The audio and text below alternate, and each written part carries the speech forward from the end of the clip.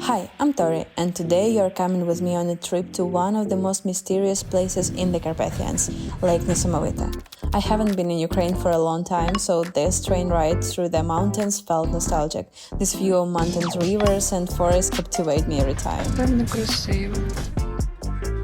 We started from Ivano-Frankivsk and in just a couple of hours arrived in Vorokhta. That's where our road begins. And as soon as we stepped onto the platform, the sweetest little dog ran up to us.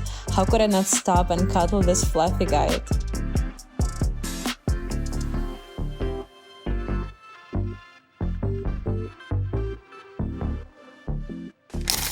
But before heading into the mountains, we made a stop at a special place, a café-bookstore called Alternatyva, located not far from the train station. I found out about it from the village, and it's definitely worth a visit. Everything here is made with love, the aroma of fresh coffee, postcards, candles, and a whole wall of books. The interior is simple but tasteful, lots of natural materials and light. It's the kind of place where you just want to sit and soak in the coziness. We stayed there for almost an hour, drank coffee and fresh apple juice, flipped through books and looked at all the cute little things. A perfect start to the adventure if you ask me. We got to the Zaroslyak tourist base by taxi. It cost us 400 hryvnias per person. Not cheap, but considering the road was rough and it took over an hour, it was fair. The base is located over 1300 meters above sea level. This is where the trails to Nesamovyte, Hoverla and other Chornohora peaks begin.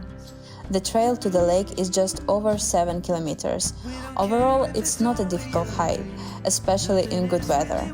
We were fine in sneakers, but I can only imagine how much harder it gets when it's rainy. The coolest part is how the scenery changes right in front of your eyes. First a tall, dense forest, then open clearings, then mountain pastures, and closer to the top, rocky paths and low pine trees. Along the way, streams, flowers, moss, and clouds hanging low over the mountains. The atmosphere was incredible. I kept stopping to film the little things. Water drops, plants, insects. I really love catching these tiny moments. It feels like pressing pause on time. The climb itself was also meditative in its own way. You're walking uphill, but it doesn't feel exhausting. You just walk, look around, breathe, and enjoy it. Walks like this calm your head so fast.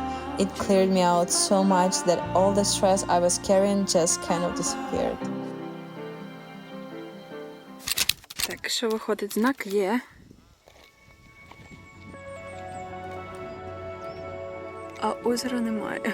Didn't see the lake right away. It's tucked below the trail and you only spot it when you're about 50 meters away. This place has a bit of a strange energy, not in a bad way, just different from other parts of the mountains. There is a legend that if you throw a stone into Nesamovyte, a storm will start. Locals say the souls of people who died in the mountains live here. Some even say a white rider appears before bad weather hits. But we get lucky. It was calm, sunny and warm. Alona and I sat by the shore, ate salad, because what's a mountain trip without a picnic, and just chilled. Then we walked barefoot in the water. It was freezing cold but incredibly clear. There were quite a few people, but I still managed to mentally tune everything out. I took out my kalimba and played a bit. I'm really glad we found a spot away from the crowd, laid down, looked at the mountains, and just enjoyed the moment.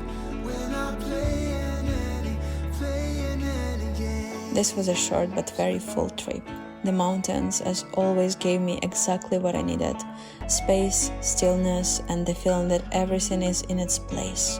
After trips like this, I always feel like I come back to myself a little more. Thank you for walking this path with me.